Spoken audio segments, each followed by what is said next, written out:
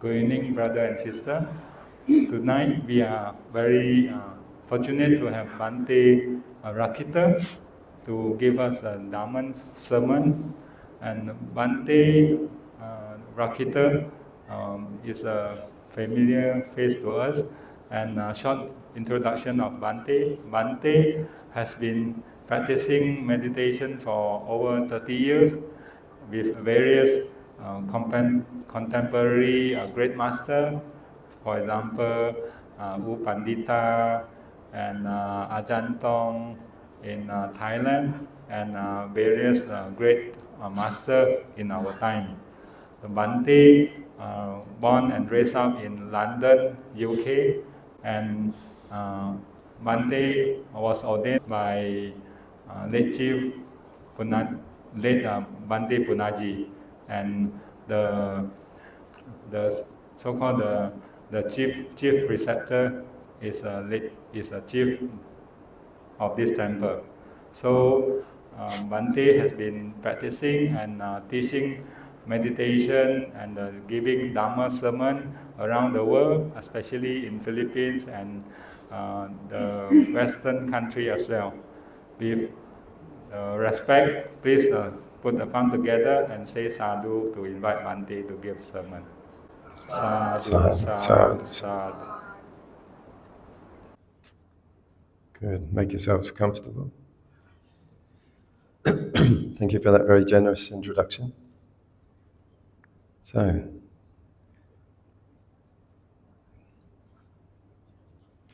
this is talk 16, Doctor Who, Doctor No. Well, first of all, greetings everyone. I'd like to begin with a question that sounds very simple, but perhaps it isn't. Who are you? Who are you? It's such an ordinary question that we hardly stop to think about it.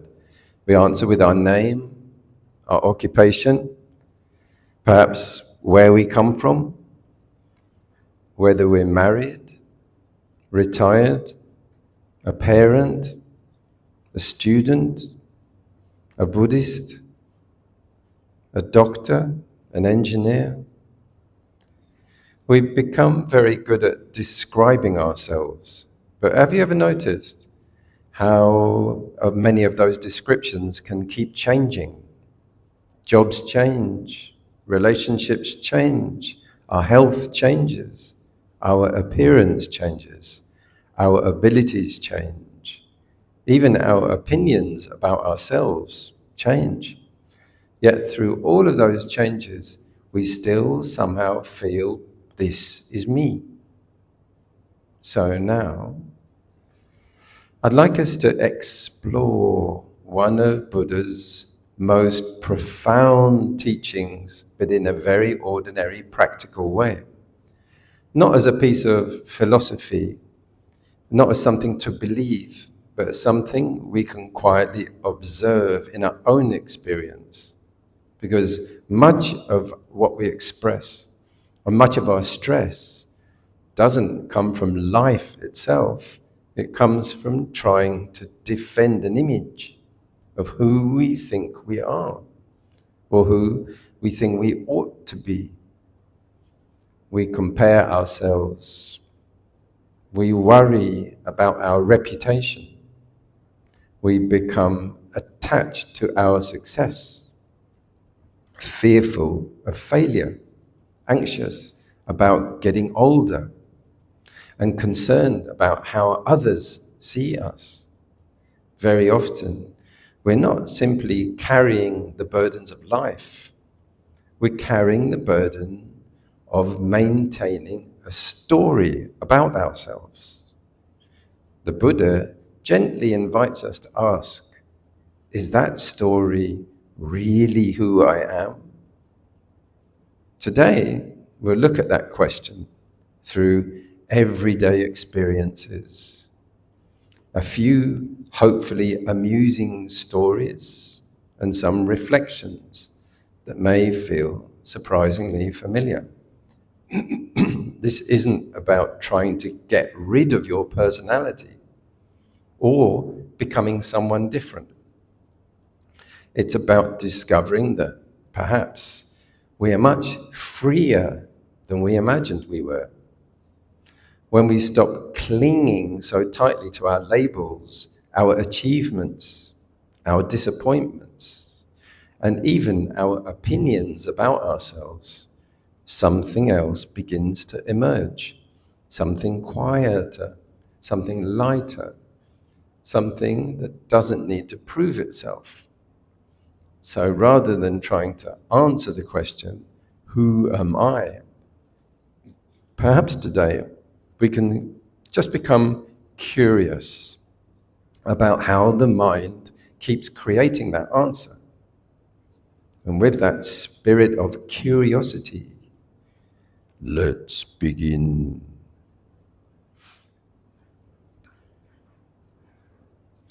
So talk 16. Doctor Who, Doctor No.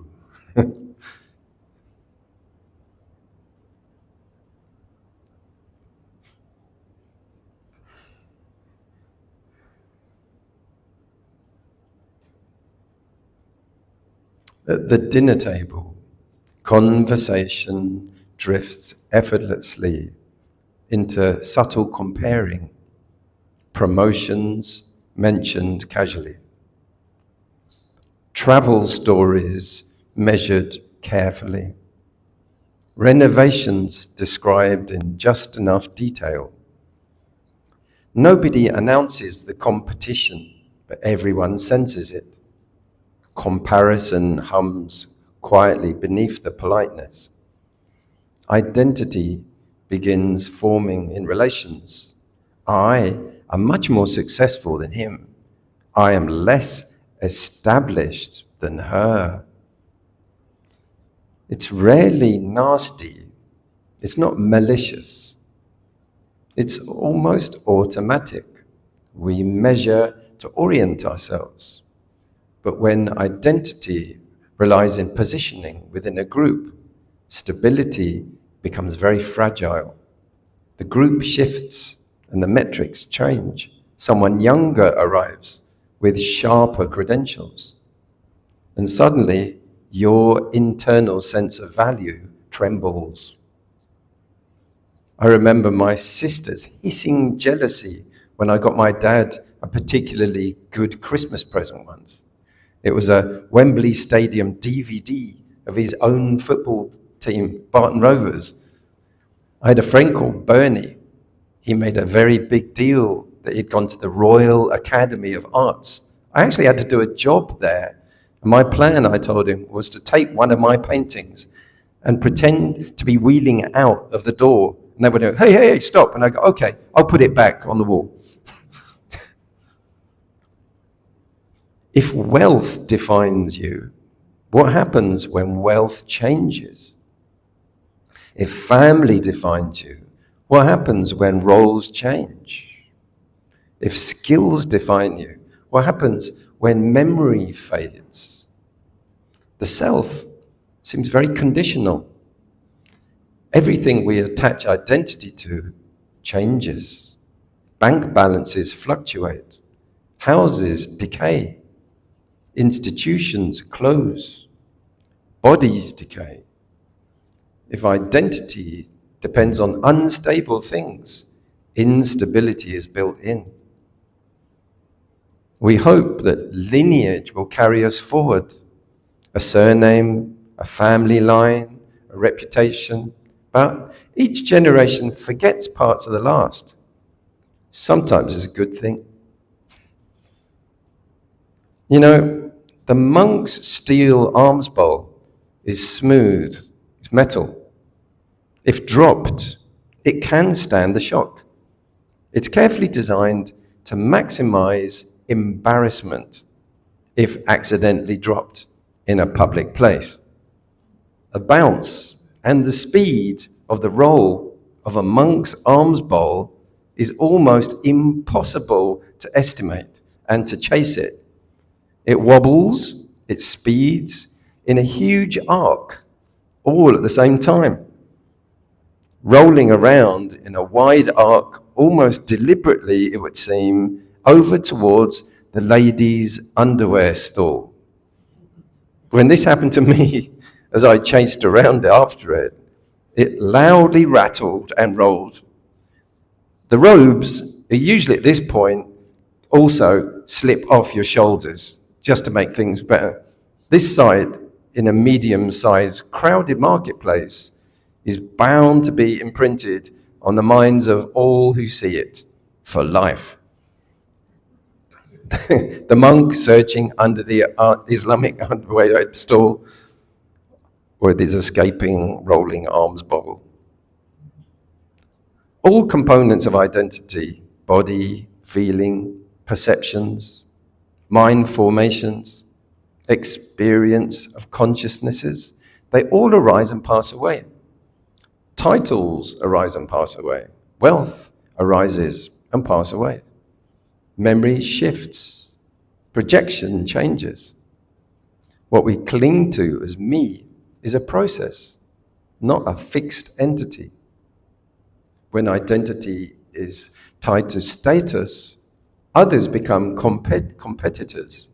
When tied to lineage, others become extensions of yourself. When tied to wealth, others become comparisons. Attachment to identity subtly shapes behavior. Some tactics to try at home and out. When introducing yourself, experiment occasionally with describing what you care about rather than what you do. Instead of, I am a such and such, try, I'm very interested in blah, blah, blah. The shift moves identity from fixed label to dynamic engagement. Over time, this subtle language change reduces rigidity around role-based identity. And instead of asking, how will I be remembered, ask, how am I behaving now? Legacy anxiety projects forward. Present returns attention to the immediate conduct. The future story writes itself from present actions. Next, spend 5 minutes daily sitting without referencing the past or future. Notice that identity weakens without past memory or future projections. This is not something mystical, it's experiential. When the story making pauses, just being remains. A reflection. Sit quietly and watch what the mind reaches for when it wants to be and feel real and solid. Does it reach for the bank balance, the titles, the familiar story of my life, who I am? Notice how quickly reassurance becomes identity. When reassurance flickers, the self flickers. Let the mind show you its favorite supports, and then ask gently, without argument, is support the same thing as self? Stay with the silence and when you've heard the trophies and the banners. Some people have bad luck in life.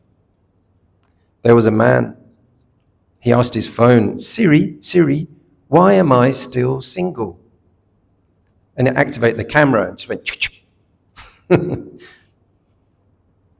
man got hit by a bike every single day. He was stuck in a vicious cycle. A priest asked a convicted murderer in the electric chair, do you have any last requests? Yes. And then replies the murderer, well, could you please hold my hand? Many people invest in dreams of the perfect afterlife. The Buddha once described a man standing at a crossroads, carefully building a staircase, plank by plank, stone by stone, step by step. People asked him, what are you building that for? Where's it going? He replies, to a magnificent eternal palace. They asked him, that palace, where is it? North, south, east, west? Is it, high up, low down? He says, I don't really know.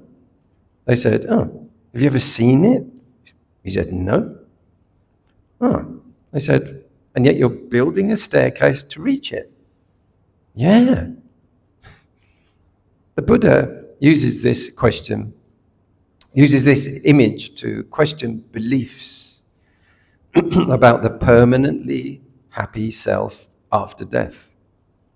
If you haven't seen it, known it, or even experienced a hint of it, what exactly are you building towards? We do this often. We construct mental staircases to imagine certainties. Permanent happiness, guaranteed security, flawless futures. Before building the steps, it might be wise to ask, based on how we know life to be, is there really such a palace there? Imagine your role dissolving tonight.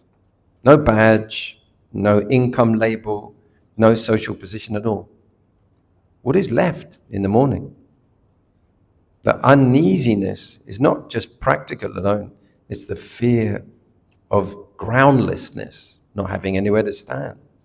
Identity wants a fixed center. Reflection tests that hope.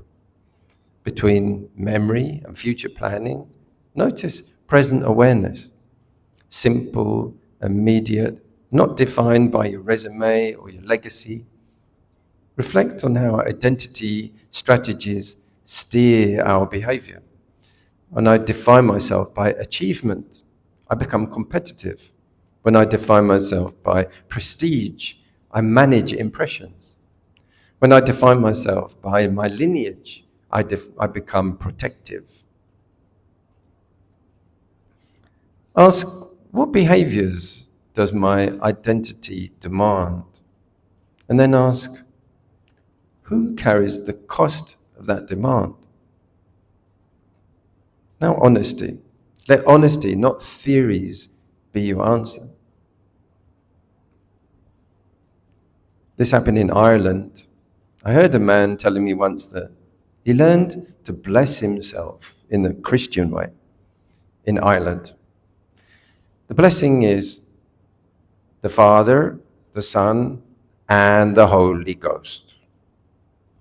He said, first time I learned to bless myself, sadly, when my uncle died. And he'd been buried in a kind of remote part of the Dublin mountains. It was a real funeral day. The wind was whipping down, the rain.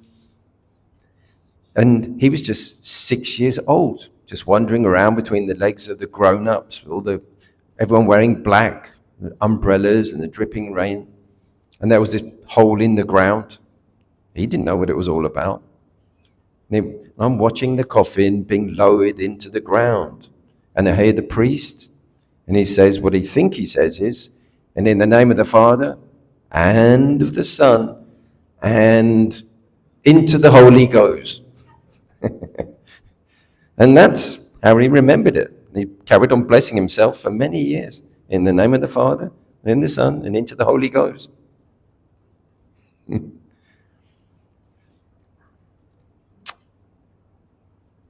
Comparison constructs identity through hierarchy. Higher and lower create shape. Without a ladder, this ranking just collapses. Everyone's equal. Notice how the self expands in favorable company and contracts in impressive company. Sometimes we're big, sometimes we're small. The expansion and the contraction reveals our dependency on context. Insight removes the ladder. What remains is steadier and much less reactive. Legacy is projected memory. We imagine how we will be remembered, an attempt to secure continuity through future storytelling. The legacy depends entirely on retelling by other people. We won't be there. Insight sees that striving to control future narratives is a very fragile strategy. Present conduct is real. Future remembrance is speculation. A guy was wandering through the Sahara desert, desperate for water, when he spotted something far off in the distance. With hope in his heart, he walked towards it, only to find an old man sitting at a card table, which was covered in neckties. The guy pleaded, "Please, I'm dying of thirst. Can I have some water, please?" The old man replied, "I'm sorry, I haven't got any water. How about a tie? This one would look great with your shirt." The guy snapped, "I don't want a tie, you lunatic. I'm dying. I need water, water." The old man stayed calm. "Okay, don't buy a tie, but I'll still help you. About 5 miles over that sand dune, my brother runs a restaurant. They'll give you all the water you want." The guy thanked him and stumbled away, staggering towards the sand dune. 3 hours later, the guy came crawling back, parched and exhausted. The old man said, "What happened? Couldn't you find the restaurant?" The guy rasped, "I found it, but they wouldn't let me in without a tie."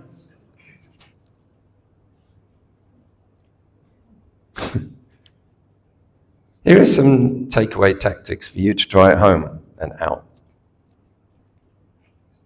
Practical ways to put ideas into your day.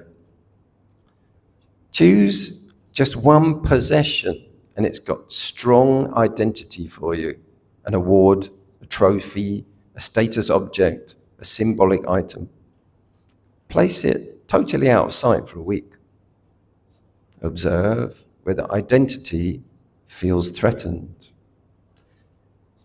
The experiment reveals attachment without forcing renunciation. Distance brings some clarity.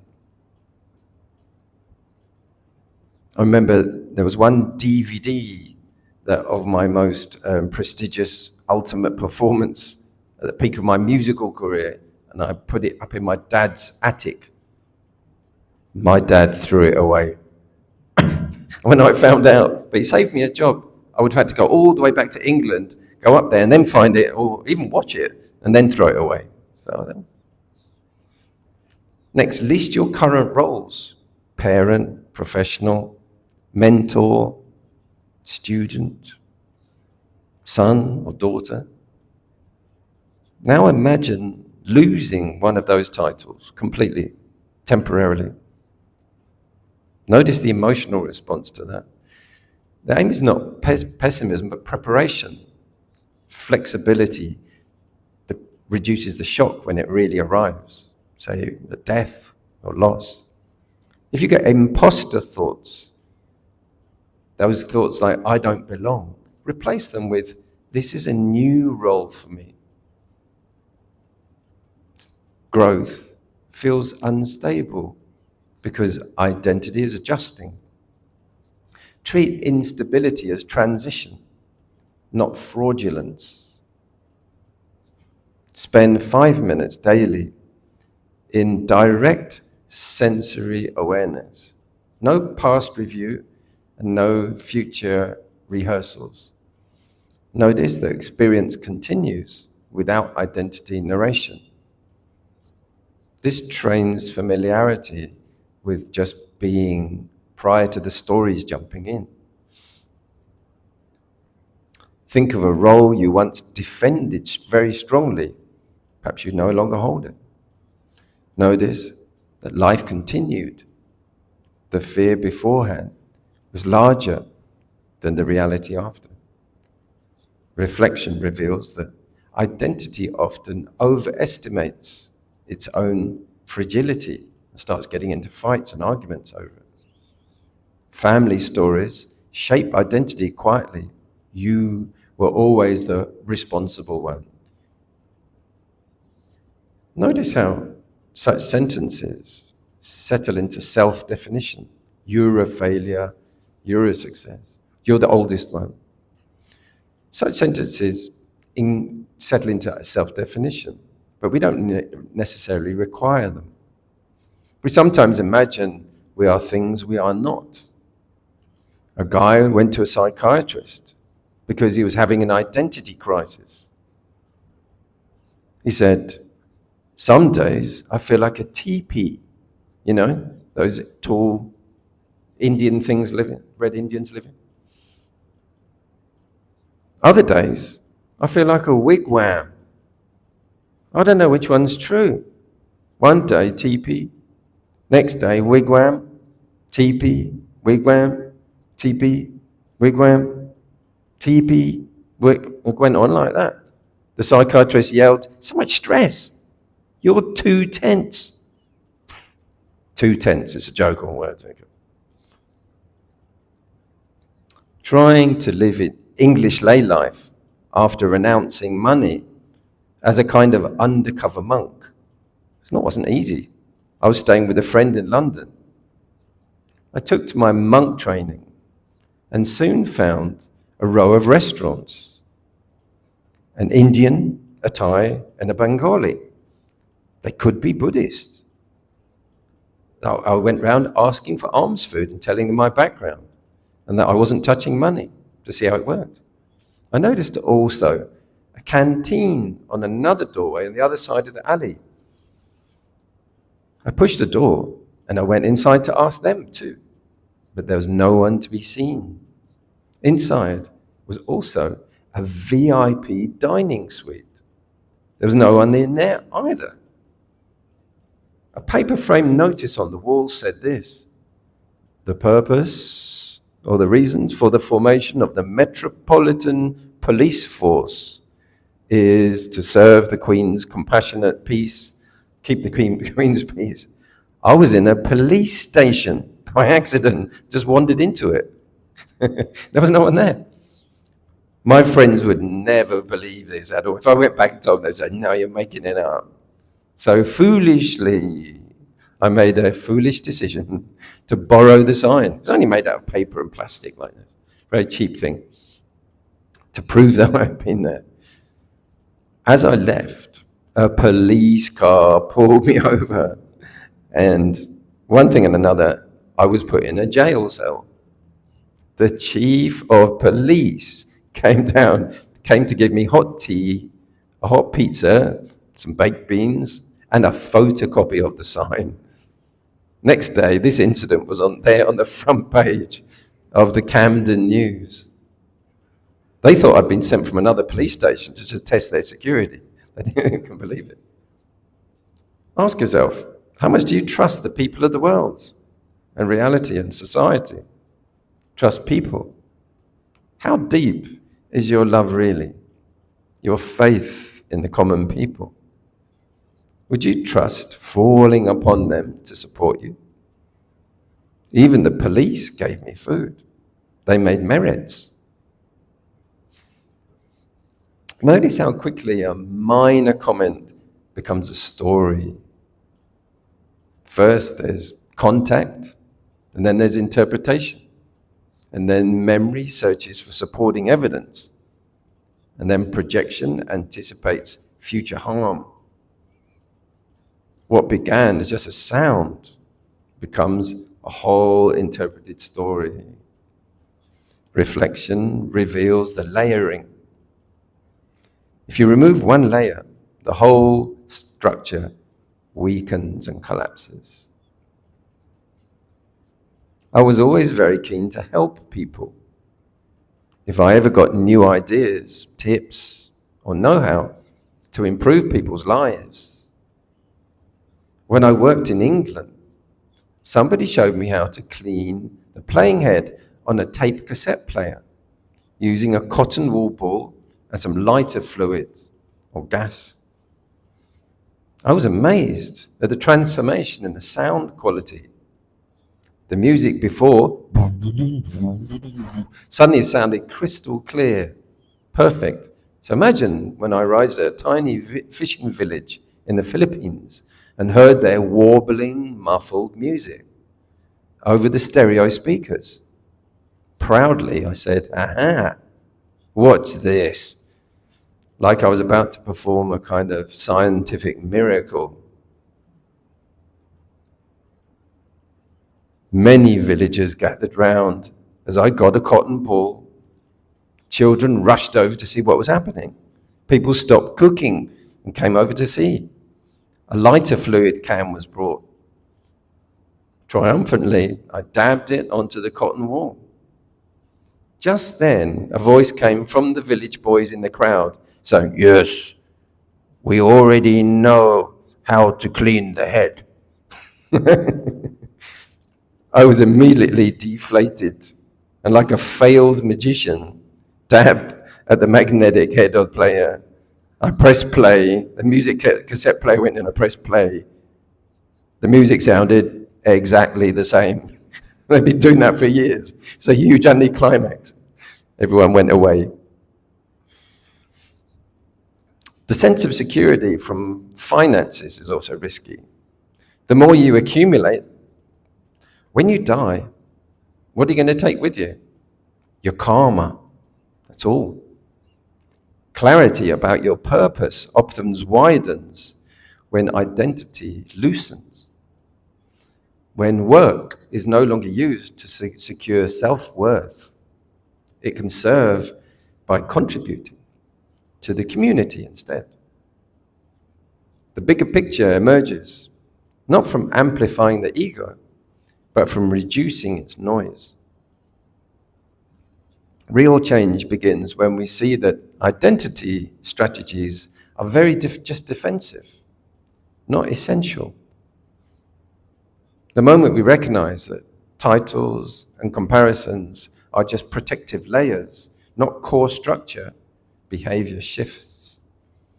Transformation is left about acquiring new status and about releasing unnecessary scaffolding, letting it go. Fatigue also is perception. Hunger sharpens irritation. Poor sleep magnifies a sense of being threatened. And identity often feels unstable when the body is strained. The mind then constructs explanations. I'm failing. I'm inadequate. In reality, biological physiology is just influencing interpretations. Recognizing this link prevents over-personalizing temporary states. Quiet reflection reveals how frequently thought describes identity. In stillness, one can observe memory arising, projection forming, and then reactions building. Insight here is not mystical. Identity appears through mental activity. When activity slows, those structure becomes visible. Sometimes success is a great anticlimax. When I was 22, I went to Sydney, Australia. I worked very hard in the city as an illustrator and soon was working for the national newspaper group. It was tough and I needed time in nature to recover, recharge my battery and, be with wildlife. I took a train from the city centre Those days, you could ride with one of the doors open, watch the countries going by. Lovely. Evening was falling. I hadn't planned where to go. Just thrown a few things in a bag and grabbed a sleeping bag.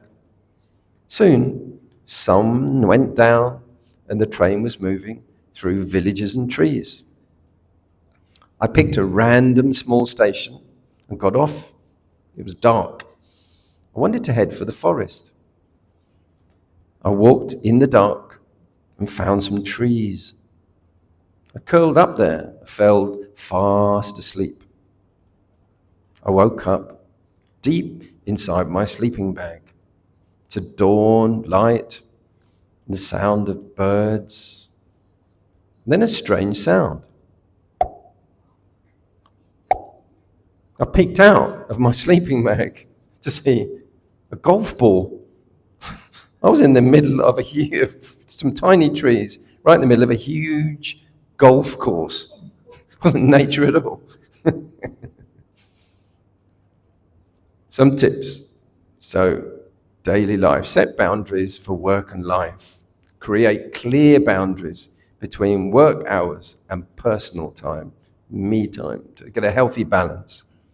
Tackle procrastination, identifying the underlying reasons for procrastination, and use specific techniques like 2-minute tasks to overcome them. Track progress.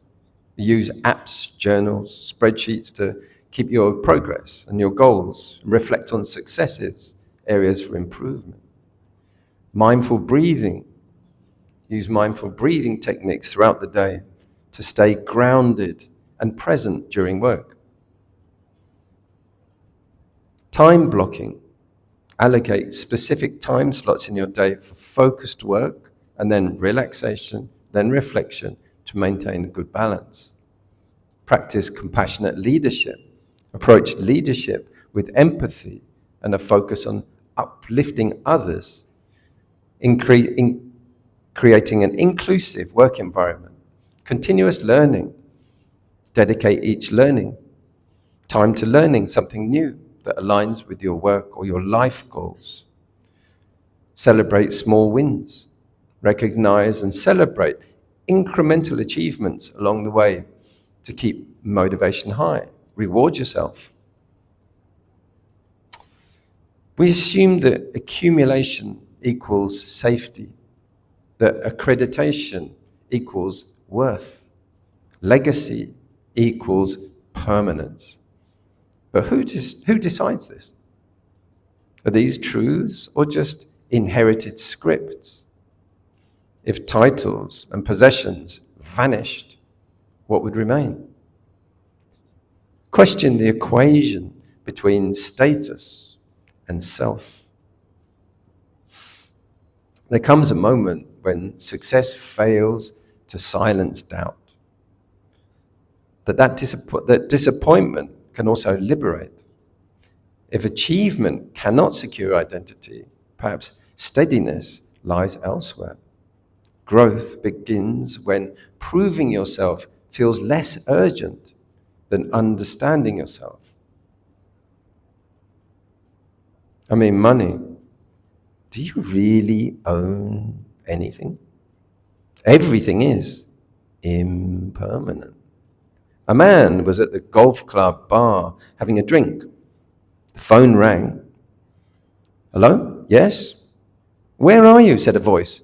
I'm at the golf club. How did it go? Said the voice. Wonderful, he said. I had a great round. Really good. Well, you know that BMW Sportster, the soft top I've been talking about? They have one down at the showroom. I'm so excited to go and see it. Oh, he said. Well, go on then. You've been wanting that for a long time. Go on, treat yourself. Go ahead and get it. Go and buy it. See you later. Bye. Then he turned to the bar, holding up the phone. And he said, hello, whose phone is this, please?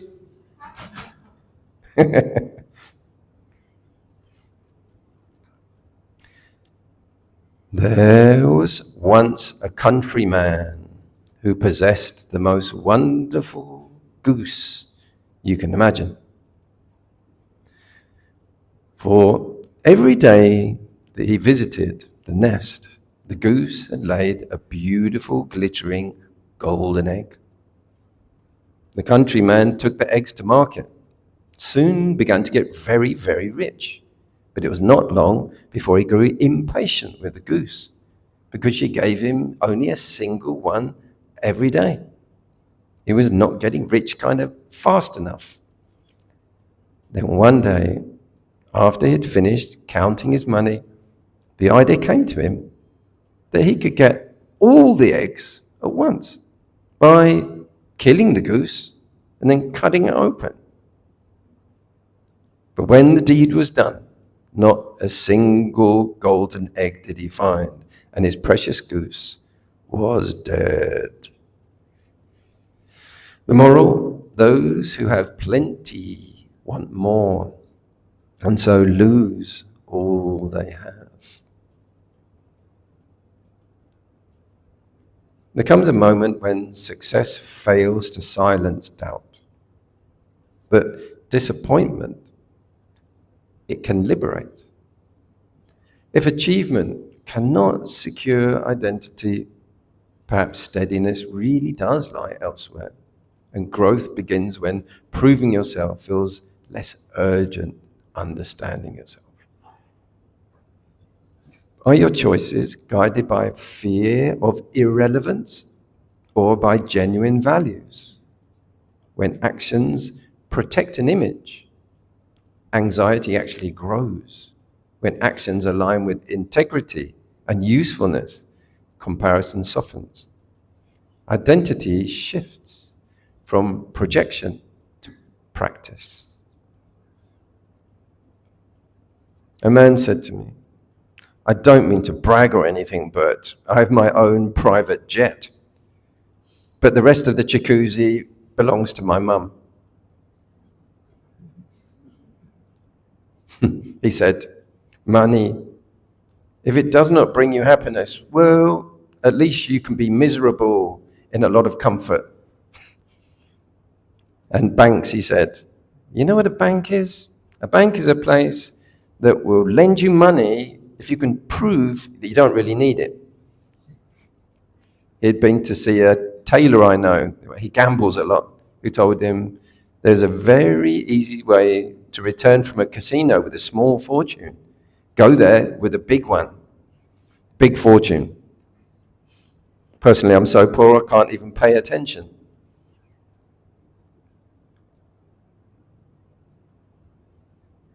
Some creative problem-solving tips. Rigid identity limits innovation. When we stop defending past credentials or accumulated expertise, new solutions appear. We let go.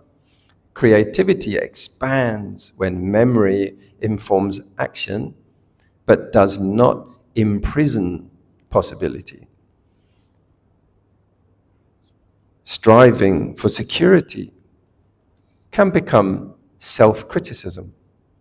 Self-compassion recognizes that identity is just constructed from memory and projection, not fixed essence.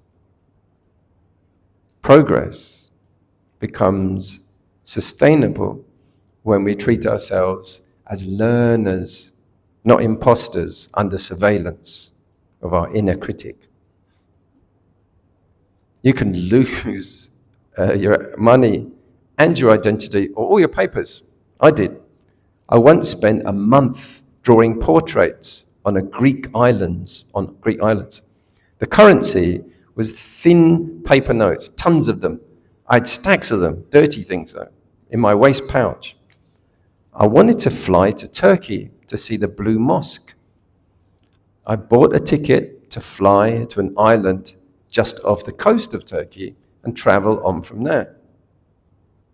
I bought it and waited for my flight in the airport. I fell fast asleep. Suddenly waking up, I saw it was only 15 minutes to take off. I raced to the counter, flapping my ticket, going, the man said, no, you're in the wrong airport. You get a taxi, you might just make it. I raced to the door for a taxi. Glancing behind me, I saw a long trail of paper money all across the floor of the airport. The taxi door was open. I left the cash and we screeched away. Just made it to the aeroplane. I would draw more portraits, never mind. It was easy enough, but no. The island was full of poor, old, retired men. Nobody wanted portraits, not like the other places. Eventually, I was sent money by insurance. I bought a bright orange ferry ticket, and they kept your passport to be returned on the boat. I wandered up the plank of the huge white cruise ship. It set off. They came round to check tickets.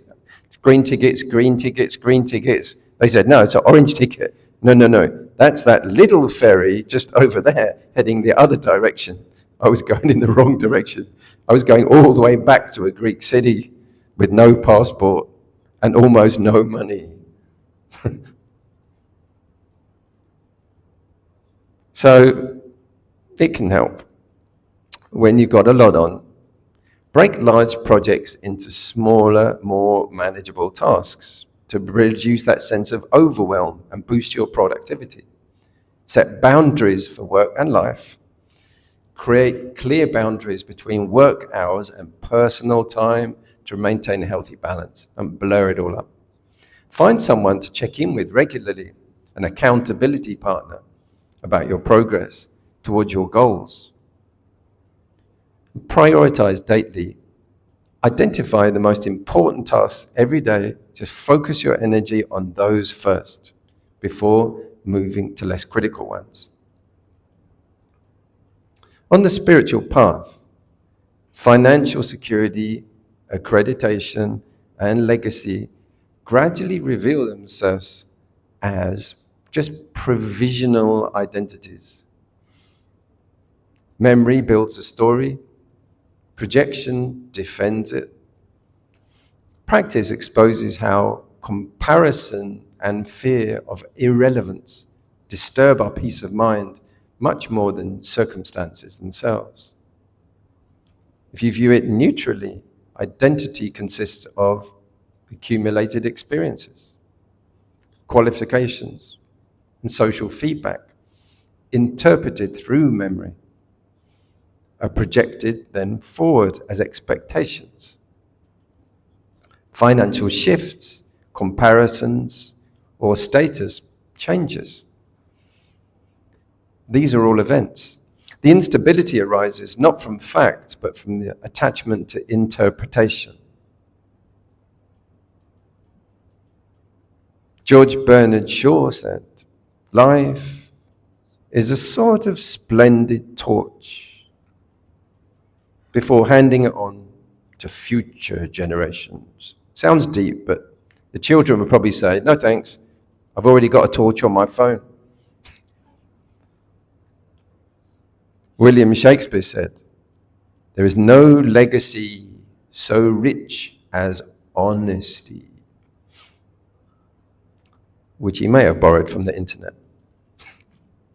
After all, as my uncle said, we will be known forever by the tracks we leave, as he retired from being a plastic surgeon.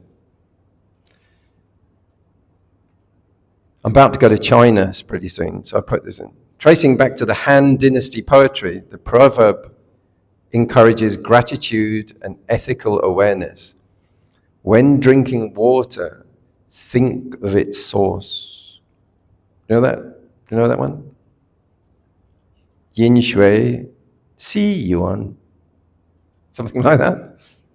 You look very confused. Emphasizing that one should acknowledge support and foundational sources rather than just taking benefits from granted. Remember the origin of the things you benefit from. Be grateful, mindful, and responsible. Recognize that wealth is built on effort, opportunity, and sometimes familial or societal support. I once asked my grandfather how he'd lived so long. He smiled and said, I sprinkle a little gunpowder on my cereal every morning at breakfast. I always thought that was pretty weird. But he did live a long life, long time, left a long life, great legacy, thriving career, loving wife, 7 children, 16 grandchildren, 2 great-grandchildren, and a massive hole in the crematorium wall. Life and work are like a journey with obstacles, milestones, and lessons along the way. Life and work are like pieces of a puzzle, where each part needs to fit together to complete the whole picture. Growth, work, and purpose are like tending a garden, requiring care, patience, and nourishment. Life and work are like a dance, with movement, rhythm, and balance that come with practice and time. Legacy is less about monuments and more about influence. Each action, conversation, and decision leaves subtle traces in people and in systems. Impact grows through consistency, not through spectacle. Work becomes meaningful when measured by the contribution it makes, rather than the applause that happens. When work connects to something much larger than personal gain, the energy stabilizes.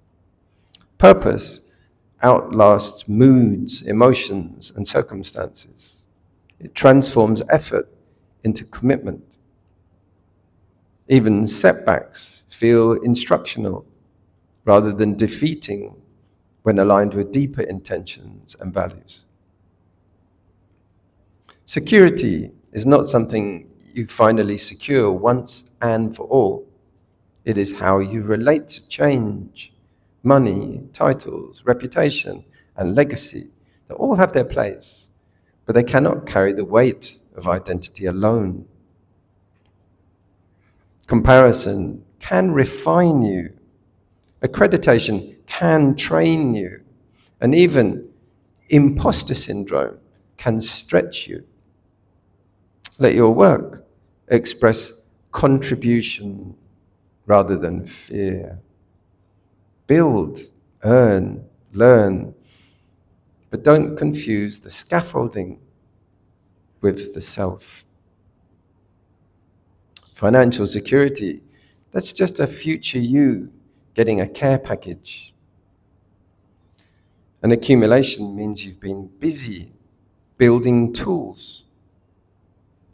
Legacy shows you want to leave good footprints.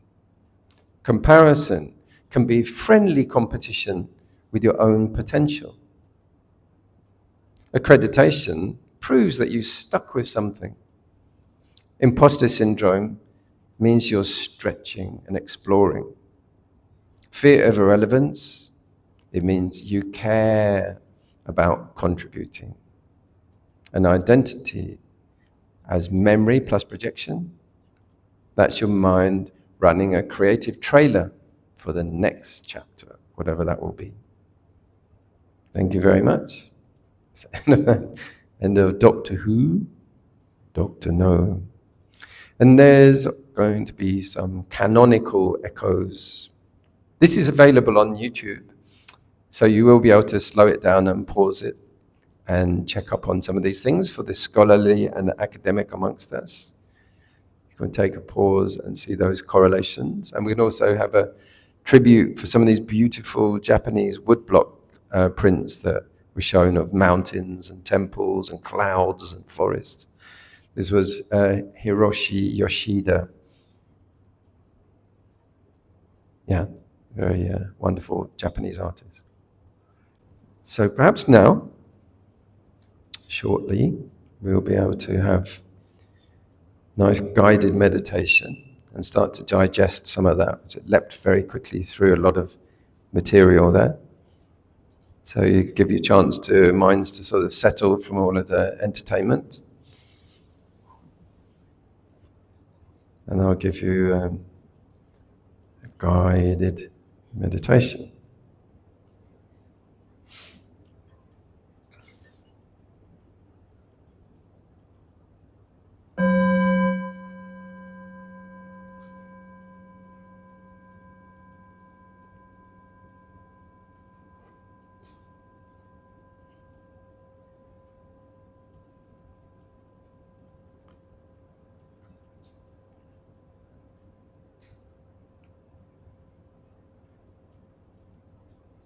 We've spent some time together exploring this strange thing we call identity, not needing our name, not needing our occupation,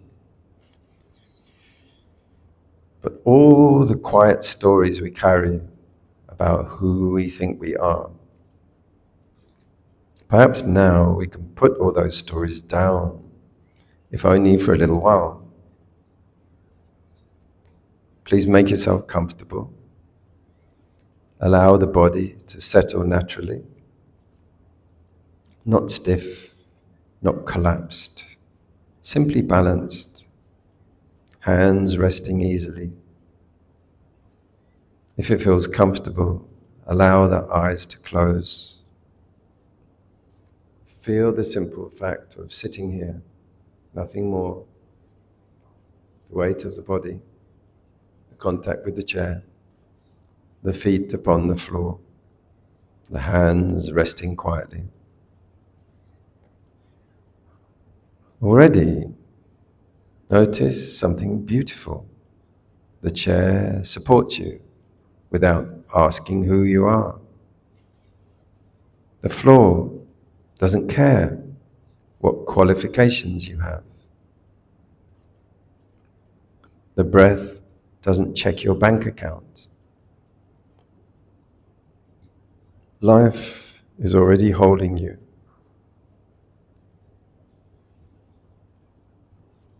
Become aware of breathing.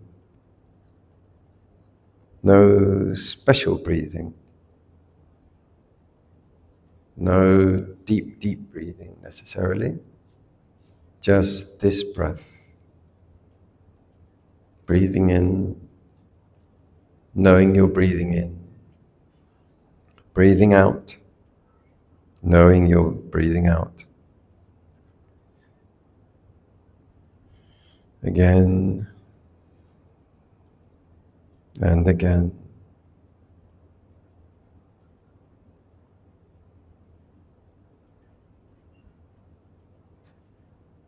Notice how breathing requires no identity.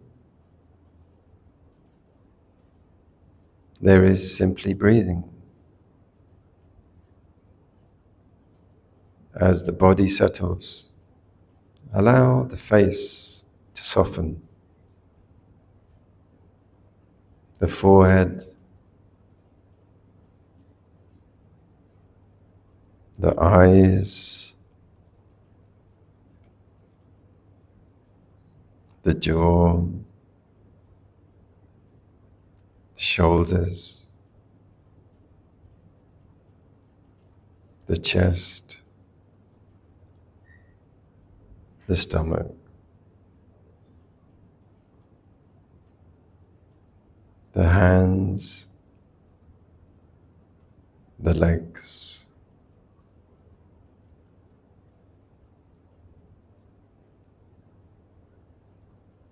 each out-breath, letting go a little more.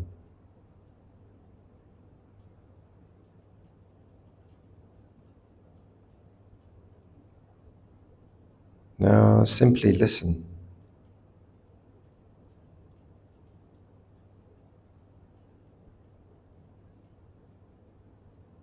Perhaps sounds nearby.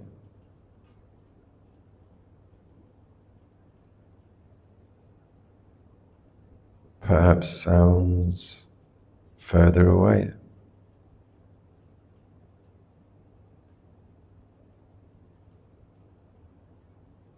A bird, a fan,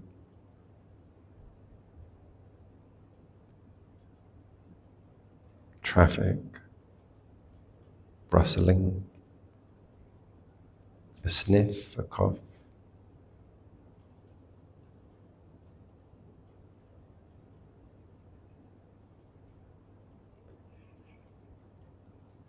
Each sound appears, lingers,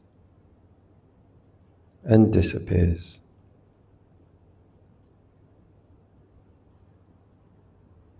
None of them asks, who is listening?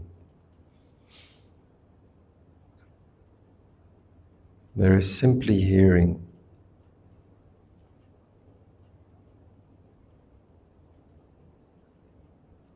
Now become aware of thoughts.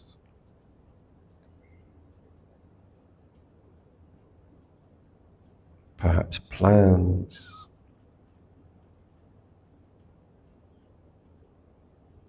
Perhaps memories.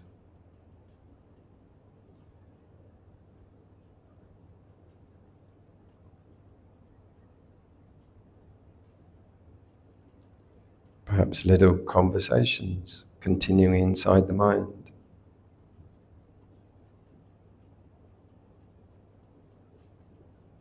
No need to stop things. No need to follow them either. Simply notice thinking.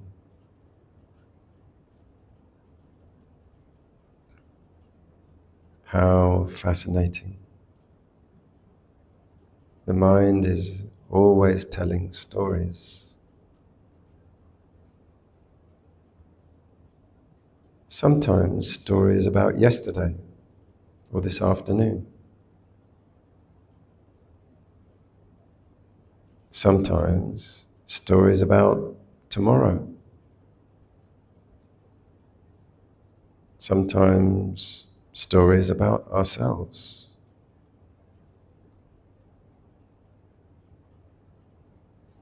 Without those stories, what remains? There's no need to answer that question, just simply notice.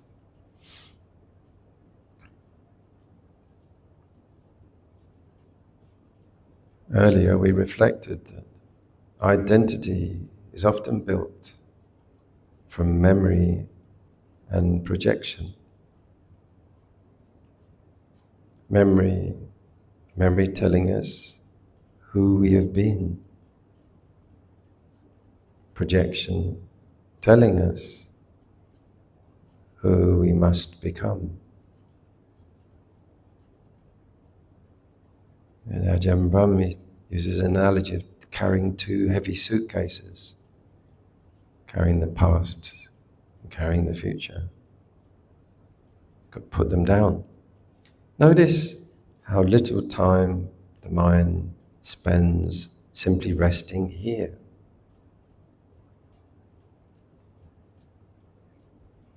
Very gently allow yesterday to drift away.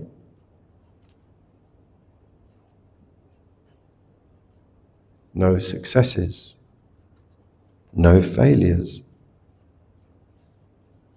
no regrets, no achievements. Just for now, let yesterday rest.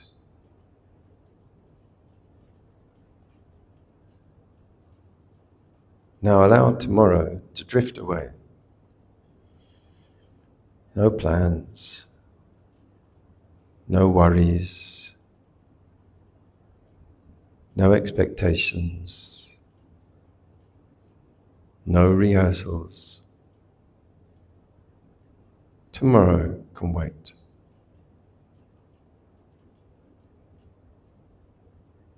Without yesterday, without tomorrow, what remains?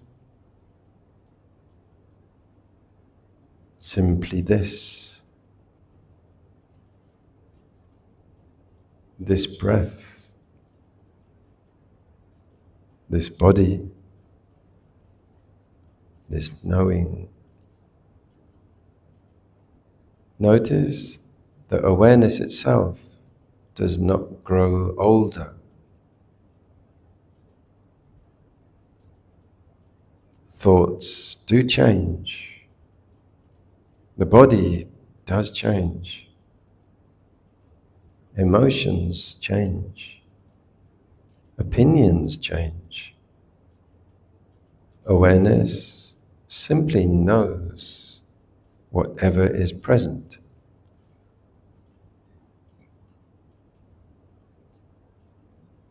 Imagine now that you are sitting beside a quiet lake.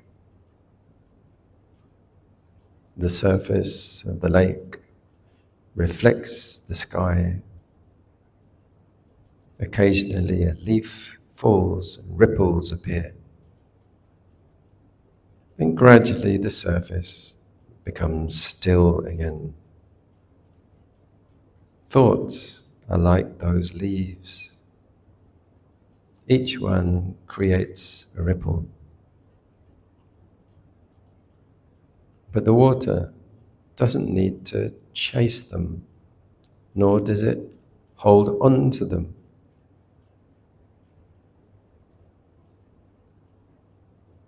Perhaps a thought appears. I am successful. I'm a failure. Just notice it, then it passes. Another thought, I'm not good enough. Notice that too. It also passes. Another, I should be different. It's just passing. Another, I've always been like this. It's just passing. How curious every description appears inside awareness.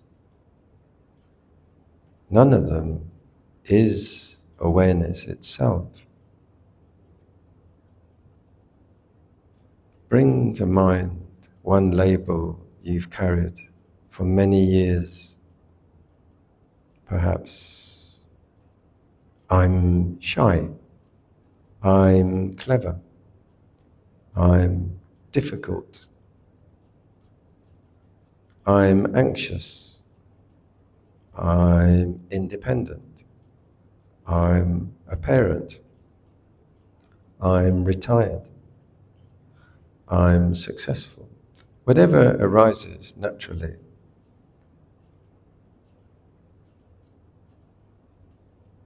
hold that label gently in your hands as if it were written on a small card. Look at it kindly, not rejecting it, not clinging to it, simply seeing it. Now quietly ask, is this the whole of me? Or is it simply one little description among many?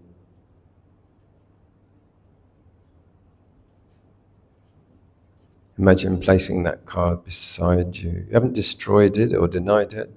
Simply stop carrying it for a while. Notice now another label appears. Maybe someone else gave you. A label they gave you as a child. Perhaps at school. Or perhaps at work. Or perhaps within your family. The responsible one, the difficult one, the outsider, the quiet one, the clever one, the disappointment, the successful one. Notice how easily other people's words can become our own identity. Again, hold that label very gently. Thank it for trying to explain life, and then place it beside the first. Just put it down. Breathe in, lighter. Breathing out, become lighter still. One by one, allow the labels to rest. Occupation, age, nationality, achievements, failures, praise, blame, success, disappointment, even your own name.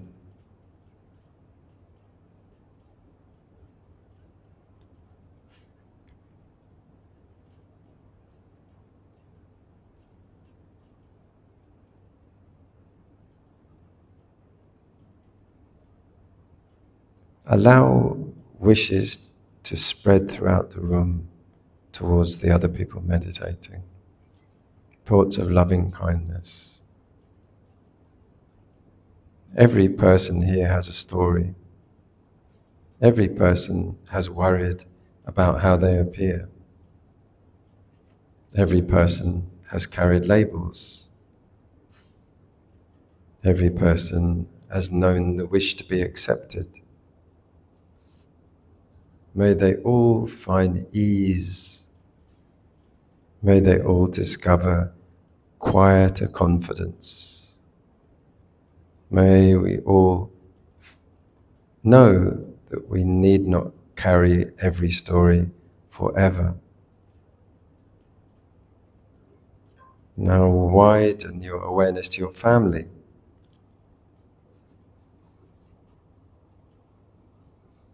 And to your friends.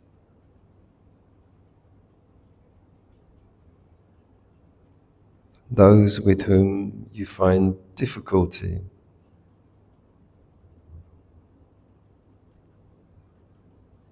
People whose identities have become prisons for themselves. People who are frightened of growing older.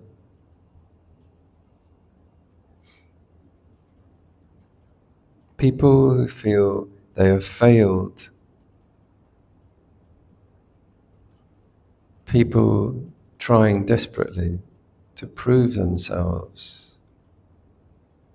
May they all find peace. May they all discover their own goodness beneath every label.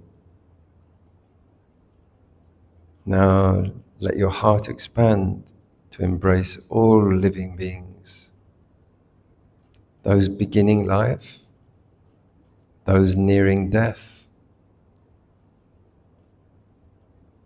those celebrated and those forgotten, those praised, those criticized, those confident, those uncertain. May all beings be free from unnecessary suffering. May all beings discover peace that does not depend on comparisons. May all beings learn to hold themselves gently.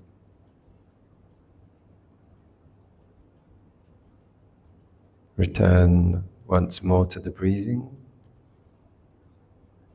Breathing in, aware. Breathing out, at peace.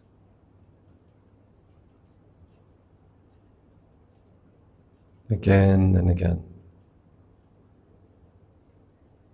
Become aware once more of your body sitting here. Feel the weight of your hands, your feet, the sounds within this room. Take 3 slow, gentle breaths. Breathing in, breathing out. Again.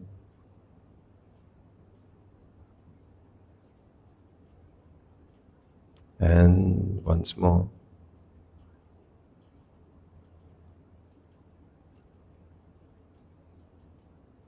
When you're ready, begin to move the fingers. Wiggle your toes. Very gently open the eyes, allowing them to open.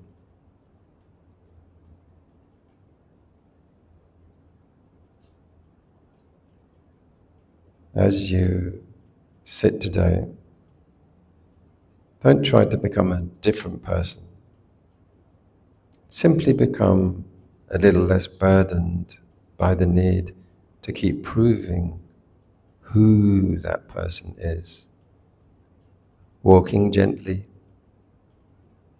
speak kindly, live honestly, and allow your life to become less about protecting an identity, more about expressing wisdom, compassion, and peace.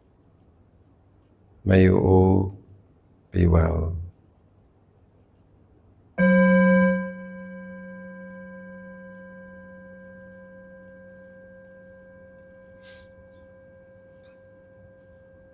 Sukhi Hontu. Nibbana Pachayo Hotu.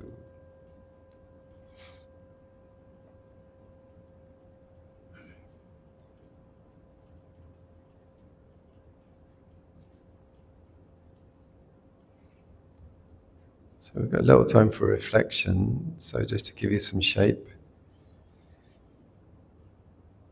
During meditation, do you have any thoughts or memories? Does the mind reach for them in order to feel somebody? Did you notice this kind of thing? Or notice habits that you've not been so aware of, that's going on a lot of the time? Or when praise or criticism appears, how long does the mind continue building stories around it? Sometimes these things go on for years and years before we notice it. Sometimes we can feed it, right? And did you notice an identity that feels most hard to loosen?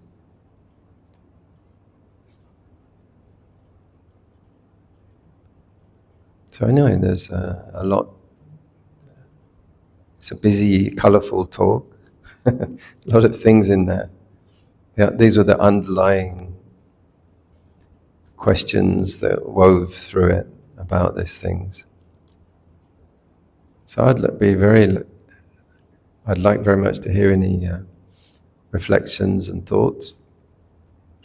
We have a microphone over here, and would you like to share your notes? Got anything there?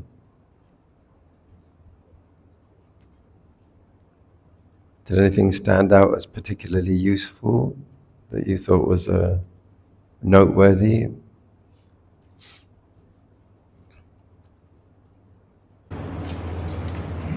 Please, yes. Thank you, brother. Good evening. Good evening.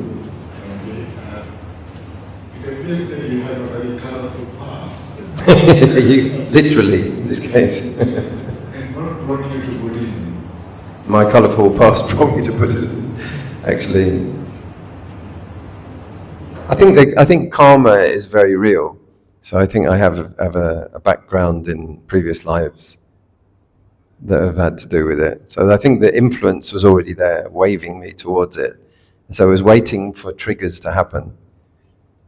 I told you about being in Sydney in one of the anecdotes, the golf course, when I slept on the golf course. At that time, I was due to be earning an enormous amount of money for relatively to my life.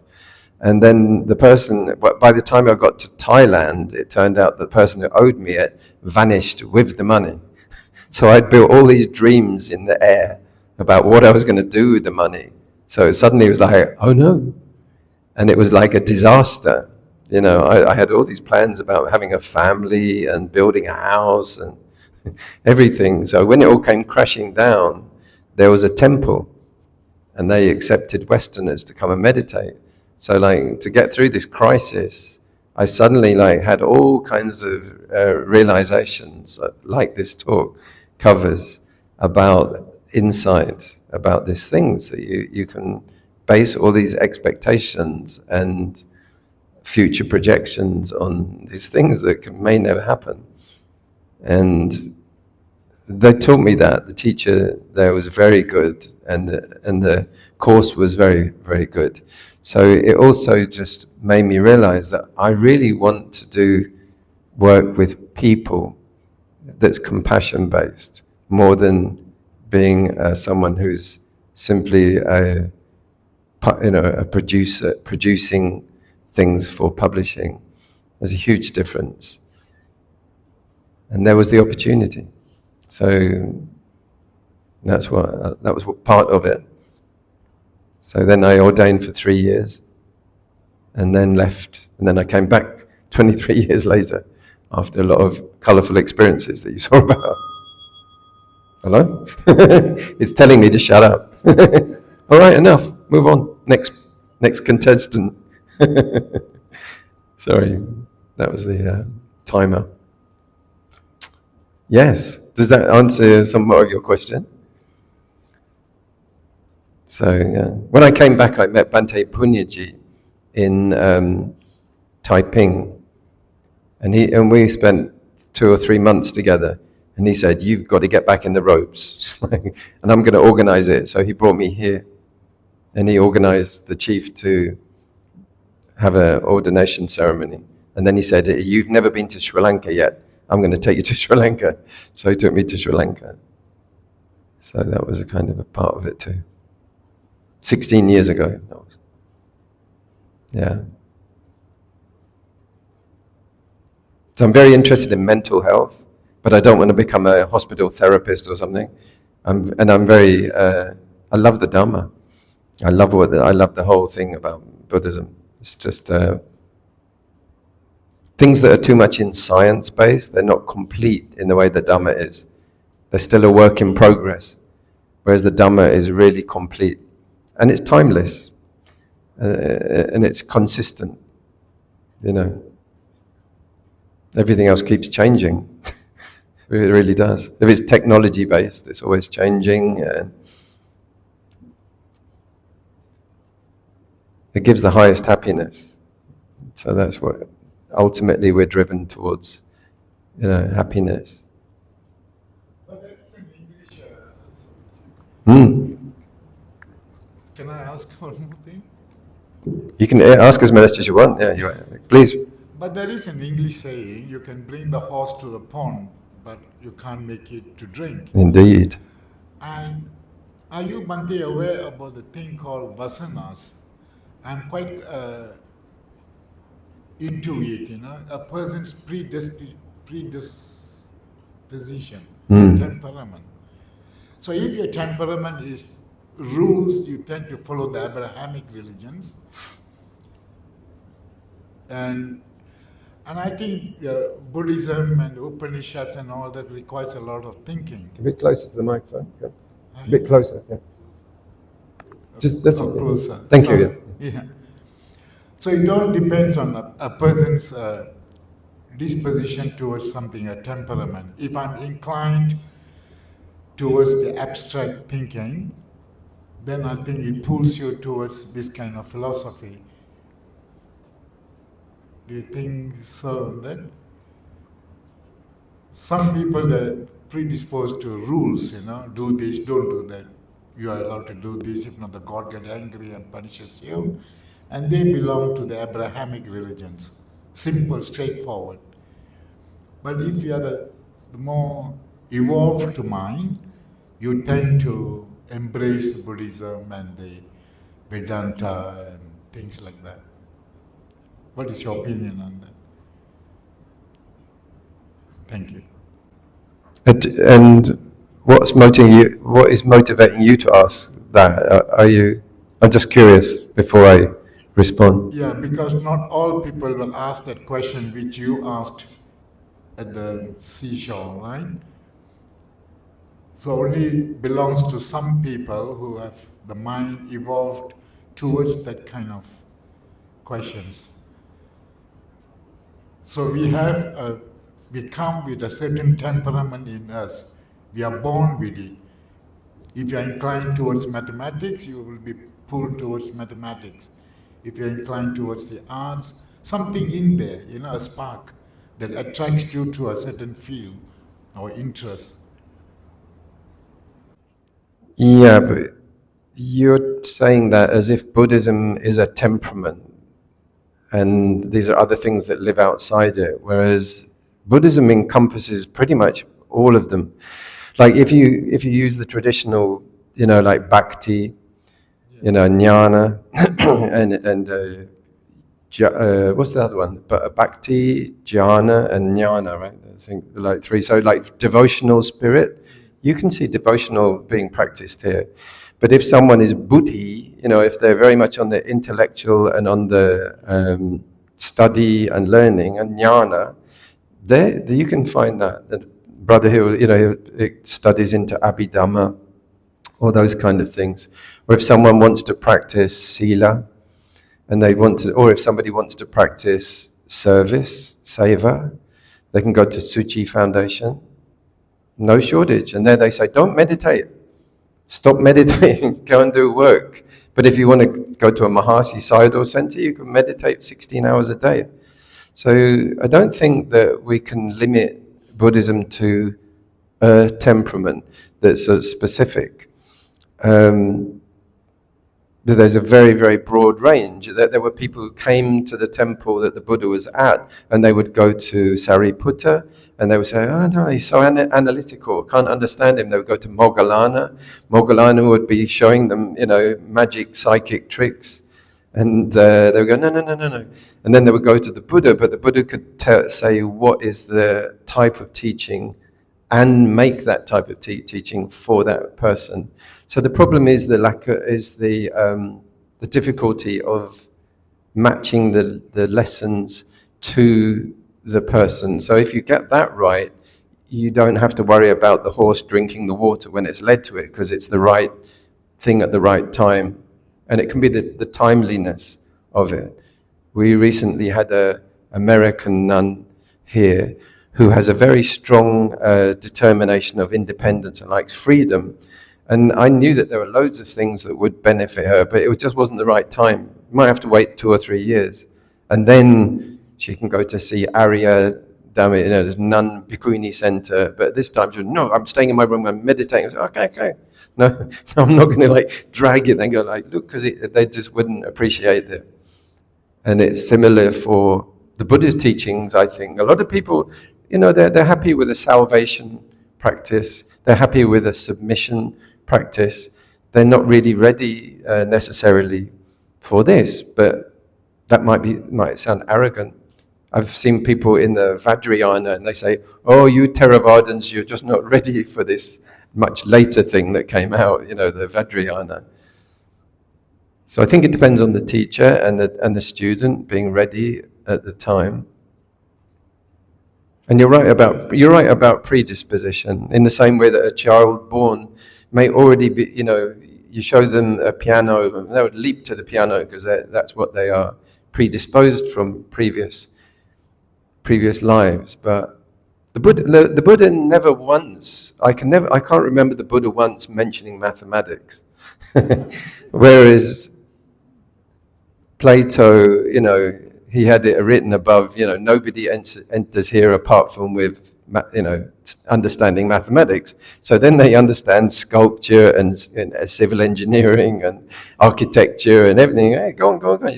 You'll build 1,000 things, but the Buddha only was showing the way to nirvana, not to the complexities and the infinitudes of some of those things. So that's very important as well. The Buddha also said this isn't a teaching for everyone all the time. It's not a popular teaching. Many people wouldn't want to know it, even if you explained it. You only go to the mall, people are chasing these thousands of different things. There'll be very few who are interested to come and hear about how they don't have a self. They're like, what? I want to go to Mr. DIY. What are you telling me I haven't got a self for? It's on my credit card. Look. It's a good question, though. It's a very good question. I hope I've come somewhat brushed the surface of it. No, thank you very much.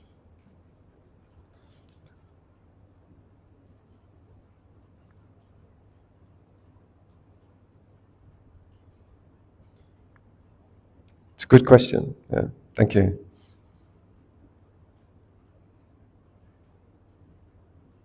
You have to be careful about the idea of predisposition.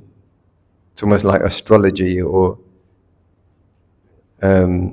prefixed identity. The Buddha was really saying, no, whatever identity you've come to, it's just constructed from your choices and decisions. It can be totally reconfigured at any point. even if you have been predisposed to mathematics or to piano or philosophy, you can totally drop that and just change your direction. Even if it's a strong force, that can be changed. And there were many accounts of that in the suttas, where somebody just dropped an entire personality just to, no, I don't see a value in that.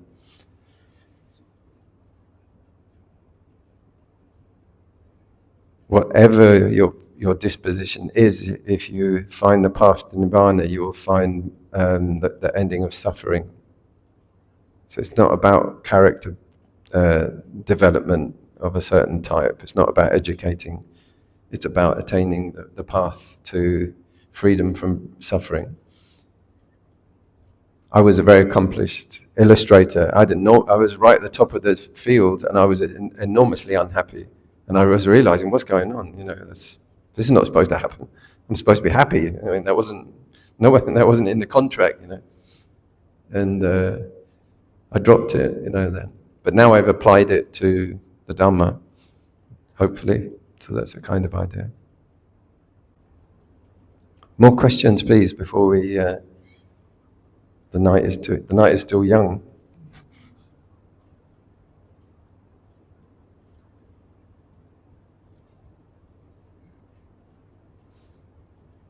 It's quite unusual talk style. You're all being very quiet. You're really quiet after the jokes, I noticed. No, go ahead. You're free to comment on that as well, because I'll be going away and I'll be digesting all of the feedback about this. I'll be considering. Feedback's very useful, very good thing.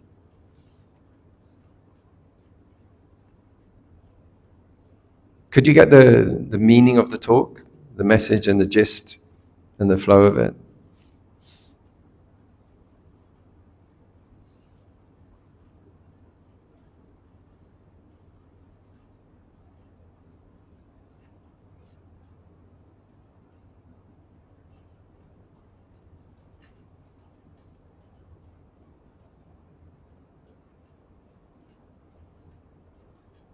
Yes, please. Thank you, sister. Okay. I wanted to know, last week you mentioned that you want to do a retreat. When will that be? Thanks. I'm going to be coming back in November, so it's kind of, the ball is in the committee sort of court. When I come back from China, there's going to be a period of time while I'll be here, and I would like to talk about, already Leslie Tilak, the sort of organizer, he's sort of been very positive about that idea. So I haven't heard anything concrete, dates, starts and stops, but I'd be very happy to do that, because it would also allow us to go a bit more deeper and a bit more formal and a bit more into the meditation technique, and we could go just deeper as well. I just did a 2-day thing in Malacca workshop, and that was attended by about 50 people, 30 people, and that was really good like that. That combined taking a look at some of these subjects and then doing some formal sitting, like guided meditation, and then also some activities, some icebreakers and games that are meant to make people think a bit deeper. Sometimes when people isolate and sit cross-legged, they don't go as deep as they could do, as when they are combined with some people with the right direction, they'll get much more opened. Like if you walk around in a place where everyone's avoiding eye contact, you go, what's going wrong? Why is no one looking at me? You naturally feel a bit cold, and a bit isolated, like COVID. And I found that people get, once they're much more loosened up, and they feel at home, they feel trust, they feel warmth, often they can get much clearer and deeper quickly in meditation like that. So I'd like to introduce some of those, and also things taken from intensive insight practice as well. So yeah, November. That was the one-word answer I was giving. I was giving the all-round-the-houses answer, but hopefully November-ish, Christmas-ish, Budmas, sorry, January. So it'd be great. No, thank you. That's a very affirming and positive thing. I'd very much like to do that.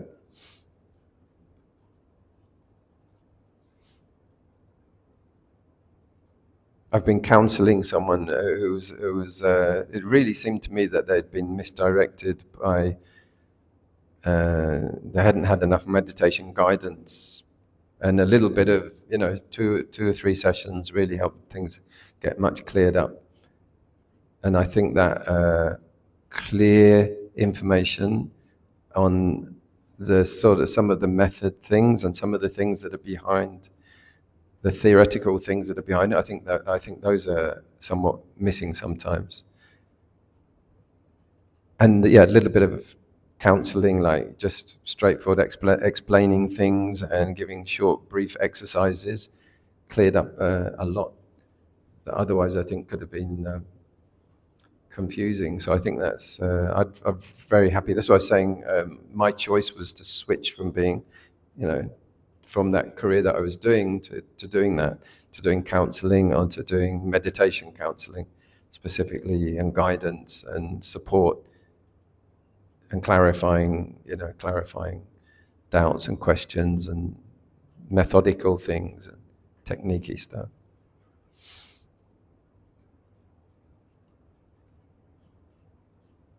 And hopefully this will become quite regular if I can get a kind of figure of 8 route.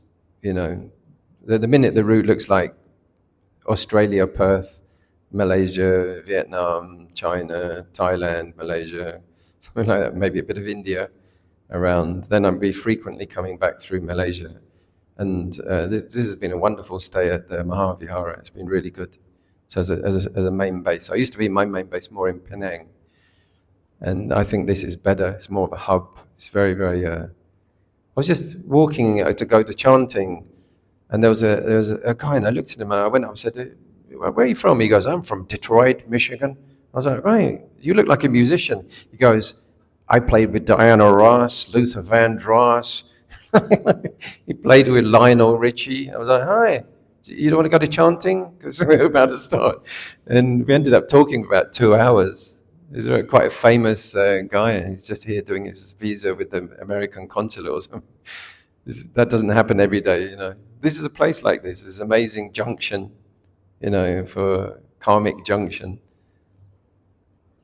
He went to the same church as Stevie Wonder. I don't know if you know these names. I don't know. I'm assuming that people know these names. I went to Egypt and they haven't even heard of the Beatles. I said, "Do you know John Lennon?" No. They know 2 musicians. They just have 2 in the whole country at that time anyway. So yeah, base here. Okay, my producer's telling me the show's over. So, right, I'll wind it up. Yeah. Okay then, let's quite do a quick... Idang me nyatinang hotu sukhita hontu nyateo. Idang me nyatinang hotu sukhita hontu nyateo. Idang me nyatinang hotu sukhita hontu nyateo. Sadhu, sadhu, sadhu. Nibbana Pachayo Hotu. May you all be happy. Brother and sister, please pay respect to Bhante.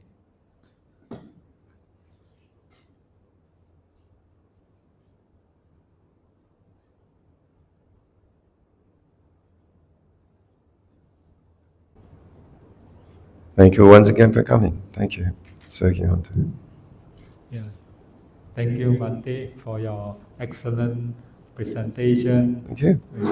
With excellent slides, and of course you must have spent a lot of time and energy on preparation. Thank you. That's my legacy. So, yeah. That's your Right. specialty, your Yeah. your skills. And Bhante will be having another talk in this Oh, yeah. coming Sunday. Mm. So do come and attend the talk. And also this coming Tuesday is starting of the Vasa, the full moon day. So do take this opportunity to practice whatever Dharma in this lifetime that can be achievable. Okay, so with this, thank you for your attendance and please serve yourself. I think the refreshment is ready at the back before getting home. Thank you and good night to all. All right. Thank you, everyone. Good night. Have a happy Vasa and everything. Sukhi Hantu. This is.